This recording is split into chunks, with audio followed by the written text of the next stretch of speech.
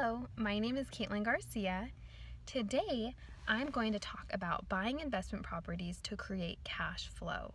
I'm going to go into depth about analyzing the market, budgeting for monthly income, down payment and renovations, and executing the job as a property and project manager. Now, these are some very crucial steps that you have to take to ensure that you will get the job done and that you will get cash flow with your investment. So first, we're going to talk about analyzing the market. So while you're analyzing the market, there's a couple things that you want to take into consideration. How much are you willing to invest? And this will determine the location, the price per square feet, the acreage. At this time, you want to determine, where would I like to place my property? Do I want to buy low, renovate low, and create cash flow by selling and coming up with maybe some equity that you can take home? Or do you want to buy the home, renovate, and become a property manager and get rent rolls every month, and in turn create some cash flow? So as you're deciding where, how much, you also want to consider your budget. You want to budget your monthly income for how much the property mortgage is going to be, and in turn how much you're going to get from your renters. You also want to consider any problematic things that could happen monthly. Your tenants could call you every month with issues, and you need to be able to assess those and factor that into your monthly budget. You also want to consider your down payment and the price of renovations. So if you purchase a home for $150,000, I would definitely consider maybe doing $50,000 in renovations. Now, these renovations are going to be determined based on location as well. You don't want to create a property that is similar to a diamond in the rough. And I mean, you don't want to over renovate a home in a not good area. People are going to want the hardwood floors, the white cabinetry, the stainless steel appliances, but they're not going to want it in a bad area. So based off where you purchase your investment property, you're going to want to accommodate your location to how you renovate the place. A lot of times people get turned away because they love the inside, they love the interior, they love the renovations, but it's just not in a place with a good school zone, good neighbors, etc. So you really want to be smart about your renovation budget and how much you're really going to invest in your property. Next, we're going to talk about executing the job as a property and project manager to assure the renovations are complete, rent is paid on time, and property upkeep is maintained. This is the most crucial part of your investment. Sure, the numbers can be taken care of by a loan officer, by your bank, etc.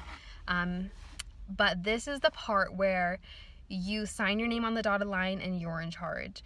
You really want to make sure that you either hire a project manager if you're incapable of doing it yourself, really set out a plan, a timeline, budgeting, etc. as a project manager. You want to make sure that you have the great contractors, you have the proper plumbing guy, because you could spend a lot of money hiring the wrong guy. So you want to make sure that either you become a project manager and do your homework, or you hire a project manager who can execute the job for you properly and not go over budget. Also, as a property manager, you could either hire somebody on site of the property, deduct their rent, and kind of make sure that that person takes care of all the tenant needs, or you have to be the property manager who answers the phone every time your tenant calls. You have to anticipate those extra costs. We have a triplex that we renovated, and there have been a lot of hidden fees, hidden renovations that we weren't anticipating. There could be gas leaks, there could be plumbing errors, there could be termites, there could be anything, and you have to anticipate investing fully in your property. So while you're analyzing the market, while you're budgeting for your monthly income, and while you're executing the job as a property or project manager, you really want to make sure that this cash flow is right for you. You want to make sure that you're going to make a return on your investment, and you want to do it right, and you want to do it smart. You want to make your money work for you. So today we talked about effective ways to create cash flow, renovating investment properties to create value, and how to execute your role as a property manager. There are a couple things that you can do with investment properties. You can keep the loan, keep the property in your name, and just accumulate cash flow monthly, or you could purchase the investment property, renovate, and then sell to collect all that money made. Because if you renovate your property, you can sell it for a lot more, and you can collect that money and just put it in your pocket for a down payment on your next investment. This is a great way to have an income. It creates a lot of value, but it does require a lot of legwork. It requires a lot of homework, and it requires a lot of time and energy. One of my favorite quotes by Franklin D. Roosevelt is, "Real estate cannot be lost or stolen, nor can it be carried away. Purchased with common sense, paid for in full, and managed with reasonable care, it is about the safest investment in the world." And so I really love this because you're putting your money into something that is never going to lose. Like, it's there. You don't spend it.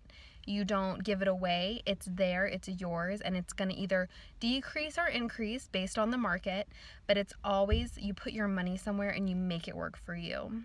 And I'm very passionate about investing. I'm very passionate about putting in the legwork, putting in the work to make your money work for you.